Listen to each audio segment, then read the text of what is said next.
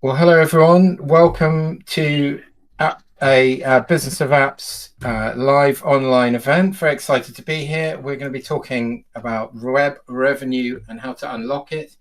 We're going to be giving you a playbook for the new app ecosystem. Very excited for today. Thanks for everyone for joining us. See everyone's coming in. Please drop in and say hi in the chat. Oh, I can see a few messages coming in already. Great. So let's know, where you are, where you're from, how the weather is. It's a lovely hot day here in London, England, and let's know how it is with where you are. If you've got a go-to Netflix show at the moment, I'm always up for recommendations. Not that I get to watch that many, but when I do, I want something good to watch. We'll be kicking off shortly. So we've got Toronto coming in. I don't know where else. A few other people saying hi in the chat. That's great. Nortino in Prague. Hi Roman. Good to see you. Yeah, it's usually muggy. It's a nice day, Luis. Good to see you all. Here we go. So yeah, we're going to be kicking off very shortly. Right, I'm going to bring on. Hang on, let me see. So a bit of housekeeping. You found the chat. Hopefully, you can drop us a line in there. Like I said, please say hi, where you're from, and how the weather's looking. There's a questions tab as well below that. So it's a big question mark there.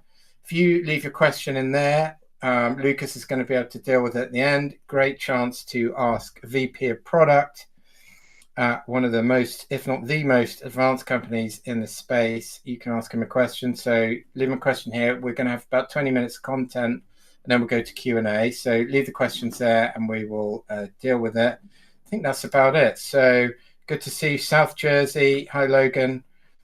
Good to see you. All right, let's bring in, before we do that, I'm just going to introduce myself.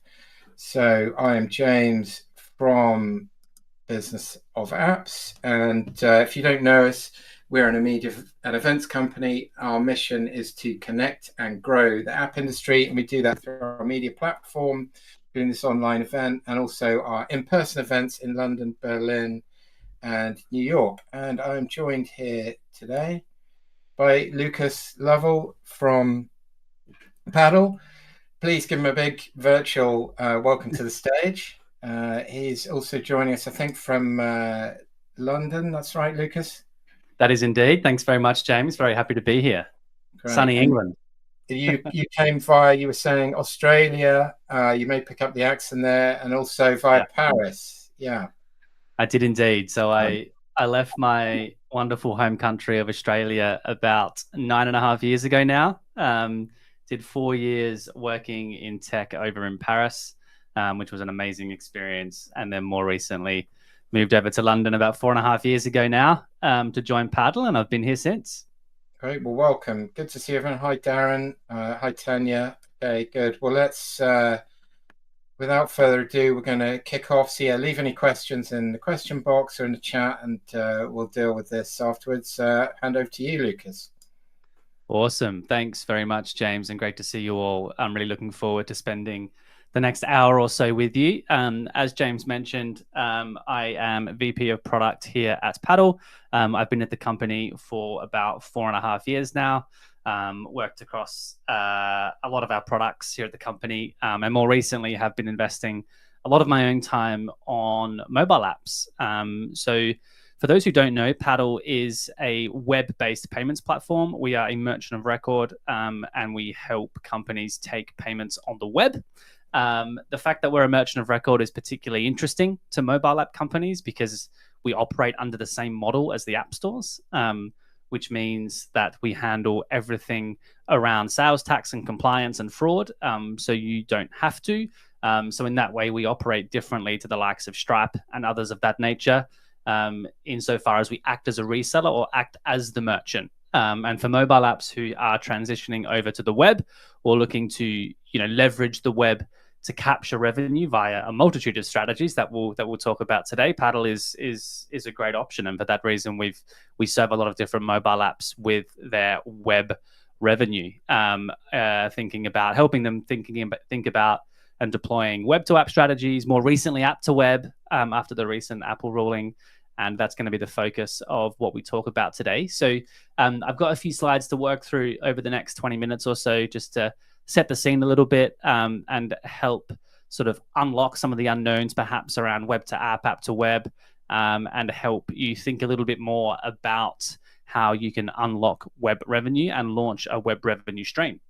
So as I mentioned before, Paddle is a company that is present in many, many countries and territories all over the world. We power payments for more than 6,000 software companies or digital product companies, ranging from SaaS products through to mobile apps. We've raised quite a bit of money there. And as you can see on the right-hand side, we serve lots of different customers there in the mobile app space: Codeway, HubX, Speak, more recently Runner, very successful mobile app that was acquired by Strava recently, GeoGuessr, as well as many, many others, to help them scale their web revenue. But today we're going to talk about a bunch of things. I want to spend some time talking a bit about the mobile app landscape and how it's changed over the last 6 months or so. Well, over the last 5 years, actually, and how it's evolved, but then more specifically, the last few months with respect to the Apple ruling and how that's unlocked new opportunities.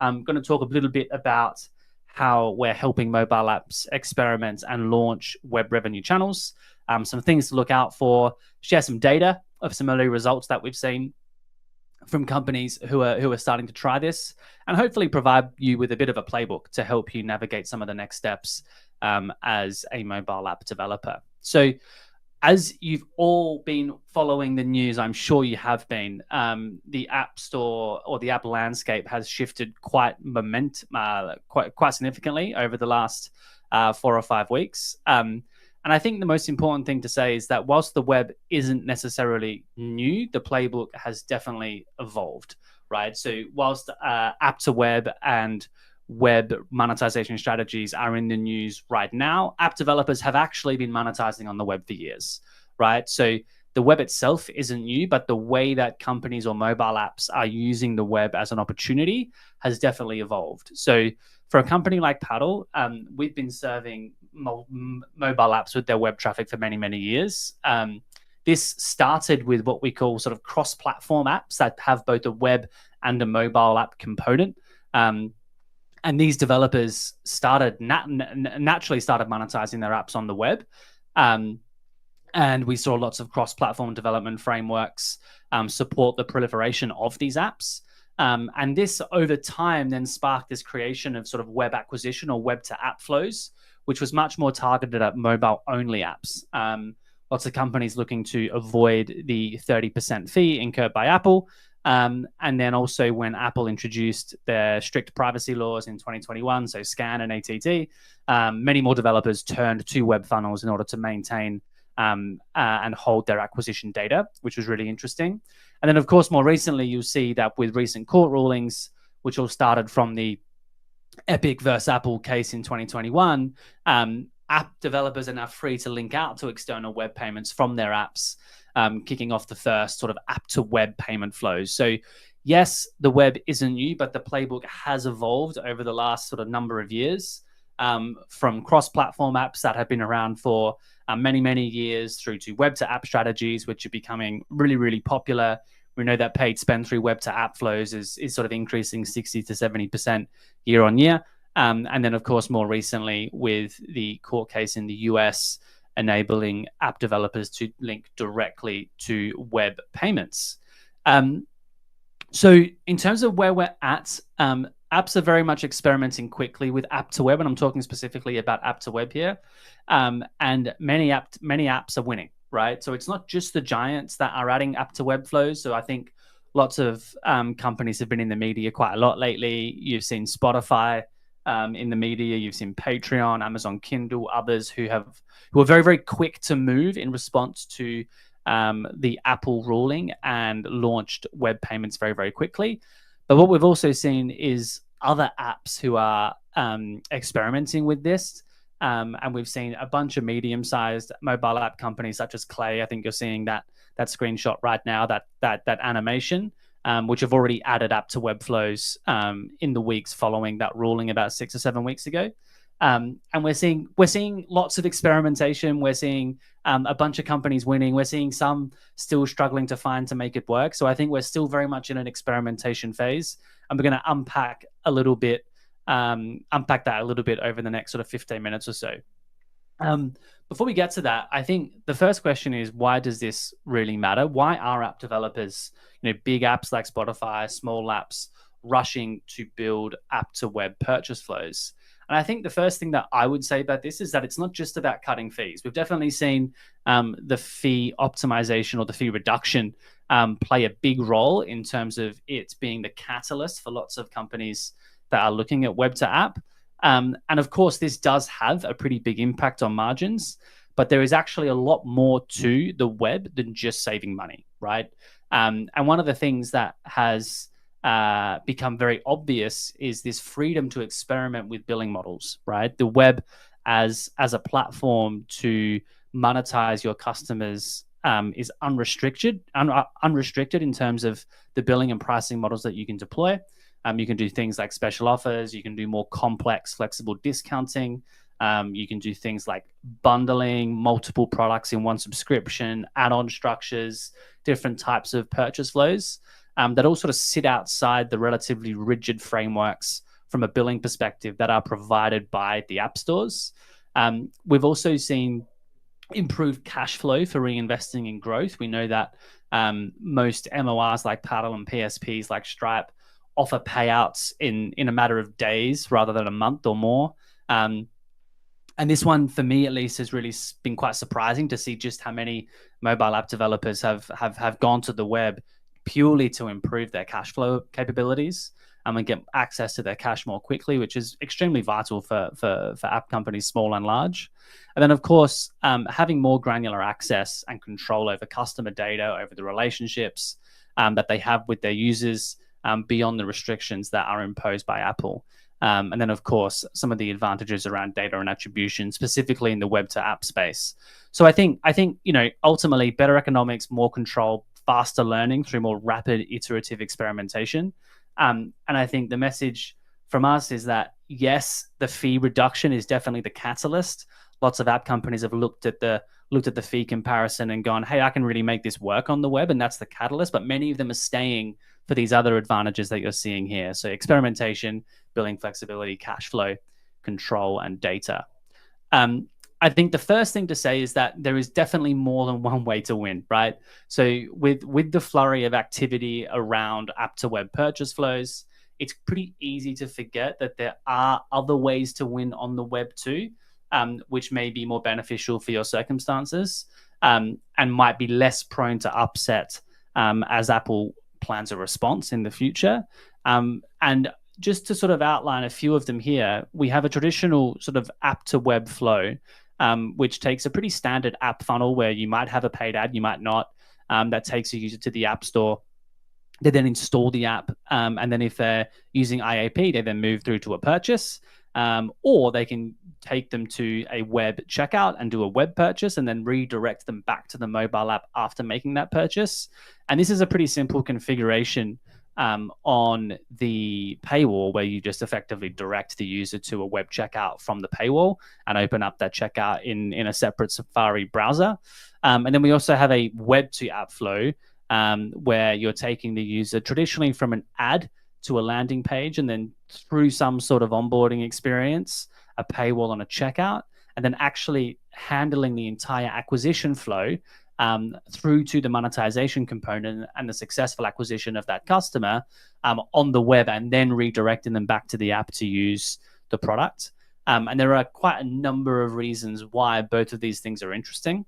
So as I mentioned before, you have lower transaction fees, you have better control over the customer relationship, you have freedom to experiment with billing, and much more. And you think there are major players like Noom and Flow Health and others who have really turned to web acquisition in terms of to sort of bolster their ability to expand their audience and improve their attribution as well, right? So it's not just about the fee optimization, but we've seen particularly in the case of Noom and Flow that users acquired on the web typically only have a 15% overlap with those acquired on mobile. So it does unlock an opportunity for them to expand their audience and actually win more users.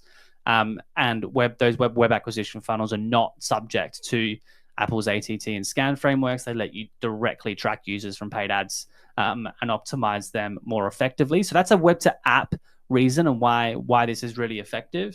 If you look at app to web, there's less stuff, but there's more to set up. So app to web, you have less investment. You break free of Apple's high fees and restrictions on billing models, pricing, offers, external payments, whereas a web to app might require some more investment, but you do get the benefits of app to web and you get the better attribution and audience expansion that you don't necessarily get in app to web. So these two things aren't necessarily in competition, though. I don't think you should be looking at this and going, I need to do one or the other.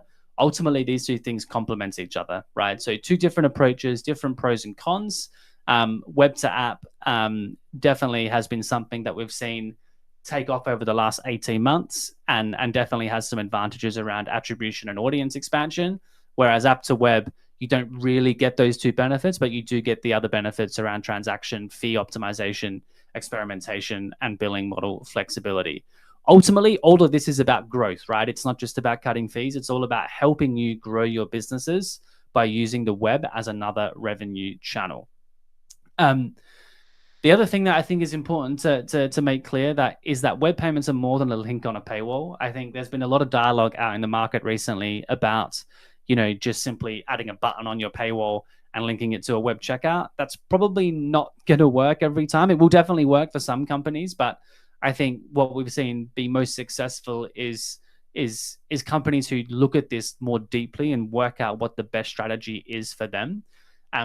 Noting that there are many different ways to implement app to web, web to app, a hybrid of the two. They aren't just cookie cutter checkouts, they're more than that. And depending on your needs and constraints, you can do things like you can have a sort of a simple paywall link, a light touch approach. You might be able to target multiple personas with custom content funnels. So you can have multiple funnels that you're running that are targeted at different personas. You can build exclusive web store experiences for high ticket packages for VIPs. This is something that we've seen used a lot in gaming. And then, of course, combine checkouts with wait lists to guarantee revenue on launch. This is a great use of web-based payments as well. So waiting lists is something that we're seeing used a lot. Full web funnels, partial web funnels, lots of different ways for you to deploy a web experience that really generates the best results for yourself. The fourth point that we want to make is that it's too early and probably too soon to benchmark exactly how successful this is going to be. We have seen quite varying levels of success so far in the market with the apps that have been quick to deploy both app to web and web to app. Web to app, given the fact that it's been around for 18 months or so, is definitely something that we feel more comfortable with. But more recently, app to web is something that we're still gathering the data on. And we don't quite yet have enough to benchmark, but we are seeing lots of interesting results. So as you can see here, the results are quite mixed because the sample sizes are quite small and the experiments are quite early, but there have been some positive results. So lots of you will be familiar with Superwall. So Superwall are a mobile paywall builder. Some of the early data that they've seen shows a slight dip in conversion, but overall a 20% increase in net proceeds once you account for the improvement in fees and costs, and then a very slight drop in revenue for app companies that are paying 15%. So basically the message here is if you're on the 30% fee, it sounds like the net benefit to you will be quite positive. If you're on the 15%, probably less so. Revenue cut on the left haven't quite seen that level of results yet. But again, we then have on the far right Stoic there, who are a paddle customer, who have only seen a 5% drop in web conversion and then a pretty material increase in net proceeds to the tune of sort of 15% better off at the end of the day. So this is obviously a massive variation, right? You've got minus 33% in web conversion on revenue cut. You've got minus 5% in Stoic that we've seen here at Paddle. And you have every flavor of in between. So ultimately the message is we just don't know yet. And I think that companies are going to have to experiment and work out what works for them. And as this starts to mature, we'll continue to see more improvements here. The interesting thing about the revenue cap one though is that this was for a checkout that did not offer Apple Pay off the bat. So there are some sort of constraints in all of these tests and experiments. So we're going to have to sort of continue to move through this and continue to look at the data to really determine whether this is viable or not. And again, as you can see here, early experiments have enormous variance in the impact of web payments on their net proceeds. Sample size has a big impact here. How you design your flow has a huge impact. So you can see here 7 experiments that were run. The top experiment there had almost 190% positive impact on average revenue per user. But then experiment 7 there had a minus 38% impact on average revenue per user. And then you have every flavor of in between. So the variation that we're seeing based on the experiments that app companies are running is quite significant. And so we're going to have to continue to look at the data and work with all of you and mobile app developers to really identify and work out what the best experience is for you to make sure that the results are positive. So yeah, Stoic, as I mentioned before, a paddle customer has seen a 5% conversion drop, but overall a 15% increase in revenue, which is pretty awesome. The real problem that we're seeing, though, is that most folks are optimizing their checkout, but not thinking about everything else, right? The checkout, both in web and in app, isn't everything. And by ignoring the rest of the purchase experience and the flow, what you are actually doing is leaving revenue on the table. So what we thought we'd do today is talk a bit about what are those moments that matter and what are the key customer or user touch points that you need to really think about and optimize and not over rotate on one of them like checkout conversion. So what we've done here is broken down the entire purchase flow into a framework that we call the moments that matter. Now, if you look at this, the checkout piece is just a relatively small piece of the puzzle right at the end there. And what you need to do is design and measure and optimize your web purchase flow holistically and funnel improvements early on in the funnel, as you can see here, and we'll walk through this in a moment, can have a huge downstream impact. So there are 5 moments that matter here that we've identified. The first one is the obvious one where you have click to view. So this is based on the ad creative or the way in which you're having your user enter that funnel. You then need to get them through to the paywall. So them clicking on your ad and then getting them through to the paywall. You then have paywall to checkout. You then have checkout to pay, to actually getting them through the paid, through the checkout to successfully paid, and then getting them from paid to retained. So as you can see here, each of these moments represents an opportunity for a user to drop off. So you might start out on the left-hand side with sort of 100,000 impressions and get 10,000 clicks from it. But then you need to get those 10,000 clicks through to your paywall. You need to get those 5,000 paywall views through to checkout, and then the checkout conversion piece. And then also make sure that you retain that customer. And what we've seen a lot of folks do is in column 4 there, checkout to paid, or column 3 and column 4. So paywall to checkout and checkout to paid is deploy some dark UX tactics to drive that figure north or in a positive direction, only to then actually decrease their retention rates because they've increased refunds and chargebacks because of a lack of transparency in pricing. So you can see how in that scenario, if you're too focused on your checkout, what you might actually be doing is compromising your retention rates and ending up actually negatively impacting your net proceeds number. So the message here is you need to optimize holistically and not optimize in isolation if you really want to grow your business. So early improving conversion by 10% early in the funnel can just give you so much more headway to drive positive results all the way through the funnel. All right, so if we look at this in a bit more detail, how do you win against each of these moments that matter? So from a click to view perspective, well, actually, let's start on the far left-hand side. So when you're measuring holistically, and again, this will be quite familiar language to a lot of the folks in this room, but you're looking at the cumulative impact of all the moments that matter in that funnel. So you think about your return on ad spend, your LTV, your CAC, and roll all of that up to really understand what the proper return or the actual real return is to your company. So from a click to view perspective, the way you want to win that is have high performing ads. If you're using ads, you might not be, but if you are, context-aware CTAs, have really thorough experimentation of your creative, proper attribution setup. When you're doing your view to paywall, make sure that the onboarding and sign-up process is slick, messaging, urgency, social proof is really, really powerful, great visuals to really drive people through that experience. Paywall to checkout is a really important step. We really encourage apps to deploy dynamic and clear pricing. Pricing transparency is so important because, as I mentioned before, if you're not transparent about pricing upfront, it will bite you on renewal, because what you will do is you will get an increase in refunds and chargebacks, and that is not good for your business. It also means that your Trustpilot reviews will go down and word will get out. So we do not recommend anyone deploy any dark UX misleading tactics to drive up their conversion number.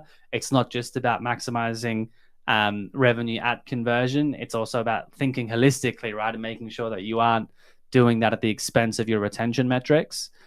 We have lots of good examples of sort of good and bad paywalls.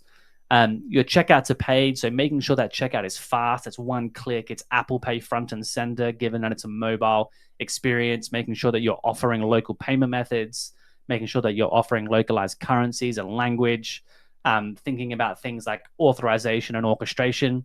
These are payments concepts. So payment authorization means from when you click these, so you've filled out all your card details, you click the pay button, what is the likelihood of that actually succeeding? That varies based on sort of PSP and the different payments vehicles that you're using. Orchestration is something that's also built into Paddle, but a really powerful tool to maximize payment acceptance, which is basically the idea of routing between different payment providers based on success rates. So certain payment providers will be more successful in different regions at different price points. So there's a lot that can go into actually getting that customer into a paid state. And then also making sure that they're retained, as I mentioned before. So dunning, renewal reminders, cancellation flows. So if a company is, if a user is going to cancel, how can you build a flow that enables you to recapture them? So maybe you actually launch a flow and you give a discount in the cancellation flow to keep that customer, or you offer them a downgrade or a pause instead of a full cancellation. That then takes you into salvage offers and term optimization. So making sure that your users are on the right types of plans to avoid them churning, and really just thinking deeply about your retention tooling. And this is something that with the new Apple ruling, you can do a lot more here because of the direct communication channels that you can have with your users, right? So on the web, there's so much more for you to be flexible, or there's so much more flexibility for you to leverage and to really build a powerful retention mechanism to make sure that you're hanging on to those customers.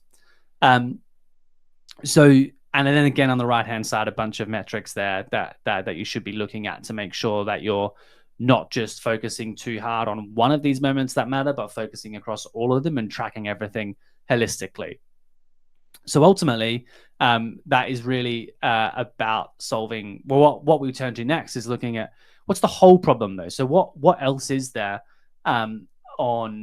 in the web that you need to be aware of, right? So you've sort of solved that funnel problem, and how do you get as many folks through that funnel as possible in order to maximize outcomes for your business? But there's more than just the surface level of the funnel itself. So you really need to think about your tools, your operations, and how you're set up to support web payments. So many developers or app developers get caught up in sudden complexity when they leave the App Store and accepting payments with an external provider. So the App Store is actually a wonderful thing to its credit, right? Because it acts as your merchant of record, and it does a lot more than just than sort of distribution on the payment side for that 30%. So Apple and Google Play Store, they handle all of your chargebacks and disputes. They handle fraud. They handle payment methods for all geographies. They do orchestration, sales tax. And if you're using a traditional PSP, all of those jobs to be done, or all of that operational complexity, will suddenly be your responsibility once you're outside of the App Store. So this is where choosing the right partner is really important. And Paddle, as a merchant of record on the far left, on the left-hand side there, very much sort of takes the same value prop as the App Stores by rolling all of that stuff up on the right and offering it in one all-in-one product. versus having to stitch together a lot of that capability that you see there on the right. So I think, for us, we really believe that for app developers who are looking at the web, taking a merchant of record and using a merchant of record on the web is the best way to be successful and to not burden yourself with additional overhead and operational complexity, so you can focus on building your product and optimizing your funnel.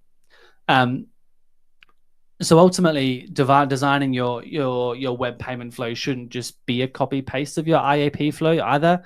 I think web purchases are typically unfamiliar, and you're probably going to face some skepticism and resistance because of that. So it's really important to lean into trust, lean into familiar design, offer transparent and clear pricing, and improve your long-term LTV by doing so. Offer those mobile native payment options like Apple and Google Pay. Even though you're on the web, you can still provide those payment methods. They will really help drive conversions. And then also the best teams experiment everything everywhere, right? So super important to run A/B tests for all of those moments that matter. Run A/B tests on price points, on discounts, on the wording of your call to action, on the design of your checkout, on how you're thinking about retention, and then compare the impact of those tests on holistic measures, right? Like return on ad spend, CAC, LTV. Good consumer apps are running lots and lots of experiments at any given time. They're tweaking and testing everything possible, and seeing a lot of success with it. And just to highlight one of our customers that is doing this really successfully, they are an early implementer of a web acquisition and purchase flow. They've seen incredible success with sort of higher trial start rates, conversion rates, and retention. And just one of the many, many wins in their journey and recent acquisition by Strava. And that is Runner there, who are a big and very successful paddle customer. That's all I had today in terms of the content, but I'm very happy to now take some questions. James, did you want to facilitate the questions, or shall I? I've been looking at my screen to share, so I haven't been following the chat, but I can take it through now.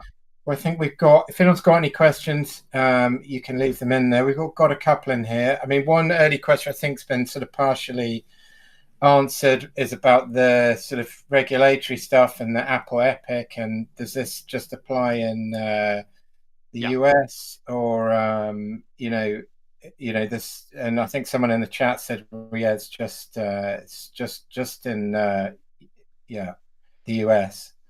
It is just in the US for now, but I will just add something to that. So, yes, the current ruling stipulates that this applies to users in the US.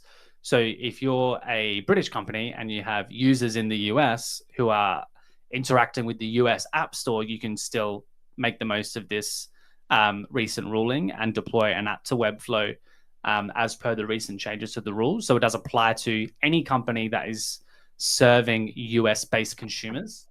In Europe, we are expecting to hear on Thursday Apple's response to the recent order from the, I don't know the correct language, but the European Union basically came out and said that Apple needed to comply with the DMA, and that they weren't currently complying with the DMA, which is the Digital Markets Act, and they have until Thursday, the 26th of June, to do so. So the FT actually just broke some news yesterday to suggest that Apple were working very closely with the European Union to come up with a new set of guidelines. So what we do expect to see later this week is an update to the EU as well, and some changes in how Apple is going to approach that. So yeah, right now, US only, but we do expect that to change relatively quickly. Great. And there's a question from Roman. He's specifically asking about e-commerce apps. How does this apply there, if at all? Yeah, it's a good question. I don't think it applies as much, to be honest. I think most of the app to web, the early adopters of app to web and also web to app have been sort of subscription-based consumer digital products, as opposed to e-commerce apps. Given that the fee reduction just isn't there for e-commerce apps where they're not subject to app store fees. There are some other benefits to it that I mentioned earlier, which doesn't sort of revolve around fee reduction, that might be interesting to e-commerce apps. But we are definitely seeing more activity in this space from sort of traditional digital product consumer apps. that are operating on a subscription basis, even more so, and also one off as well. Got it. Okay. And in terms of the organization, who typically owns this? Is it the growth team when you're Yeah. interacting with clients? Is it the product team, or is this a real issue because it crosses across a lot of these areas? It's a great question. It's typically the growth team, typically growth marketers. And I think a lot of the tooling that's out there now is really targeted at the growth marketing persona and sort of reducing the barrier to entry or the barrier to experimentation. Something that we really want to do is help growth marketers experiment and test both web to app and app to web without having to require too much development resource. There are already paywall builders and funnel builders out there. That enable a growth marketer to do this in a relatively low code or no code manner, which I think is going to increase the rate of experimentation. But yeah, it is a cross functional project in nature, I think, because you probably do need to get buy in from a few folks around the organization. But based on what we're seeing, it's primarily growth marketing that is driving the initiative. We've got a question here from DT. Not sure what that stands for, but thanks for the question, DT. Re-app to web. Can you advise on measurement experiences? Typically, if I'm using an MMP via an SDK, is it possible to track back to installs? Oh, good question. I don't actually know the answer to that question. I'm not an expert on that space specifically. I think with app to web, it's more difficult because you're acquiring the user through the app flow as opposed to on the web. So whatever attribution you have set up there, I think you need to use that. But you should be able to stitch together those two experiences. So as long as you can connect both the app flow and then also the web payment flow back to whatever platform you're using, like whatever the MMP is you're using, you should be able to stitch that together and get the holistic experience into your MMP in order to track the overall outcome. But there is a bit of extra work there from an app to web perspective, because you do need to incorporate both of those, because the experience becomes disjointed, right? It consists now of both an in-app as well as a web-based experience. So you need to make sure that that's set up on the MMP side. In terms of the mechanics of how you actually do that, I can't comment at this point in time, but it does add a little bit of overhead there for sure. That's a very good point, actually. The MMPs, I guess, need to adapt to this and start, Yep. You integrating with likes of yourselves or, yeah. Yep. And this is probably quite new, but it's probably a question for DT as well to go back to AppsFlyer or whoever it is they're working with to ask them. Yeah. We have started having some conversations with some of those companies already. So that is something we're working on and thinking about, but not quite there yet. Great. Good question, DT. Okay. And, in terms of getting this going, what's the ideal team and resources you need to make this happen? I mean, you mentioned that, there's quite a lot of optimization across these moments that matter. There's a bit of tooling. We just mentioned one of those things could be around analytics and attribution. What level of resource, even, or budget, or or team structure do you need to make this work? I think it definitely varies. I think for most folks, you probably need someone in a growth role, like in a growth marketing role, or even in a growth product management role. It should really be the driving seat around sort of orchestrating all the jobs to be done to get this in place. So making sure that you're tracking those moments that matter, making sure you're setting up your success metrics, and then you also probably need a little bit of technical resource just to make sure that your paywall or your web to app flow is stitched together in the right way, and that all of your sort of payment experiences are working in the way that you desire.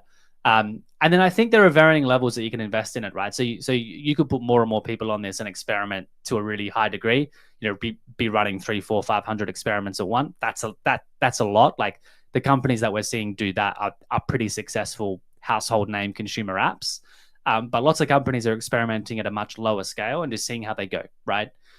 So they might be experimenting with a few different funnels, or maybe experimenting with a couple of different paywall designs, looking at different ways to implement the checkout, and just trying to work out what works. So I do think you can scale your investment. I don't think this is something that requires a ton of investment just to get through the gate. I think the barrier to entry is relatively low. So even small apps we're seeing do this pretty quickly. A growth marketer paired with an engineer can sort of get this up and running within a few days, to be honest. But if you do really want to scale, especially the experimentation side of it, and really go deep at it, you probably need to put a bit of resource into it. I think the great thing about this, though, is that you can just start testing and then build that business case and then present that back internally to get more resource over time. So I would advise you just to get going, and pair up with a couple of people internally to sort of think about what you can do, and then take things from there as you start to get a bit of clarity on the performance. I think you muted, James. Sorry, still doing this after so many years. The Jake Henderson is asking, is there any prospect of being able to use third-party MORs, payment providers such as Paddle, within apps rather than having to direct the customer to the web, which adds friction, which is something you pointed out. Yeah. So right now you do have to direct them to the web. We don't yet have, we're not yet in a world where you can use Paddle inside of the app experience. So in effect, the court ruling said that Apple had to allow app developers to link away to web-based payments, but currently you're not able to power the in-app purchase, or you can't power a native payment experience with the likes of Paddle or a PSP like Stripe. So yes, it does add a little bit of friction, and that's typically why you do see a slight reduction in conversion, but then an increase sort of in LTV and retention and other metrics. So yeah, I do think there's a world in which that does happen in the future, but right now it's not. It's not possible, and we have had confirmation from Apple that you do indeed need to go all the way out into a separate Safari browser and can't even do it in a web view. But like some of the implementations that we've seen already are quite slick, right? I think consumers are more and more used to, or becoming more used to, like interoperability between mobile apps. So I think open banking has driven this a lot. So you can be in one app, and then if you want to pay for something, it'll take you to your banking app, and you confirm in your banking app, and it'll take you back to that app that you were on before. So the experience of navigating between two apps is a lot better than what it used to be. And I think consumers are increasingly accepting of that experience and comfortable with that experience. But of course, to your point, it does add a little bit of friction at this point in time. Okay, and Noel is asking, what about Google? Any differences there, or what about, I guess that's the platform? Yeah, that is a good question. So, based on what we know, we don't currently qualify to do this with the Play Store, because the Play Store stipulates that the developer needs to be the merchant. So the merchant of record model doesn't work. And I think for Google, there's not yet a lot of clarity around what the future of that looks like. So we haven't seen the same uptake with Google Play Store as we have with the App Store. Having said that, I do think this is all headed in one direction, and that is that this will all continue to open up over time. I think what we're in is a world where we're moving in the direction of sort of increased competition around payments for apps. And we'll probably do a bit of a 2 steps forward, 1 step back scenario. So, for example, we had the court case in the US. We've now got this week, changes expected in the EU. I think we'll continue to see other geographies and markets sort of fall like dominoes over the coming months and years, and ultimately we'll land in a spot where it's much clearer for everyone across both App Store and Google Play Store. But right now, the Play Store is not something that we're dabbling in too much. I was going to say that's a good place to stop, but looking ahead to the future, we're right at the beginning. But DT, the famous DT, has added the mysterious DT has added another question, which is: have you seen companies give users the option for either an IAP flow or web payment flow, and any learnings we should keep in mind? Absolutely. We've seen quite a lot of companies actually. I would almost say it's standard practice to offer both, where you have an IAP option and then also a web payment option. And typically, companies are offering a discount on the web payment option to encourage users to go to the web. So, for example, you might offer save 10% by paying on web, right? And because you're saving, 25% in fees, you can offer the 10% discount to pay on web. And again, this is something that you need to experiment with and think about holistically, right? So if you're going to provide a discount, is the discount material enough to incentivize users to go to the web? And then if you do experience a conversion, the conversion needs to not be to an extent where it sort of degrades the discount. So this is the importance again of sort of experimenting holistically. But yes, we are seeing lots of companies offer both IAP and web payments alongside each other on their paywall, and coming up with different ways to encourage users to pay on web. Great. All right. Well, I think we've been going 45 minutes, so we'll probably leave it there, even though there's a lot more I think we could ask. I guess maybe we'll have you back, Lucas, and do a follow-up.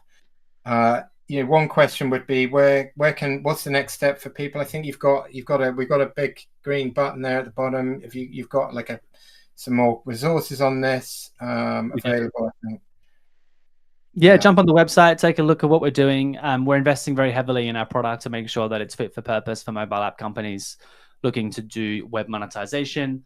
Feel free to get in touch with myself on LinkedIn or on X, all the usual spots. If you'd like to chat about it further, very happy to talk to you. But yeah, thanks very much for the time. It was great to be here. Great. Thanks for joining us, Lucas. All right. Thanks so much. Appreciate it. Thanks, See you everyone. later. Bye. Yeah. Bye.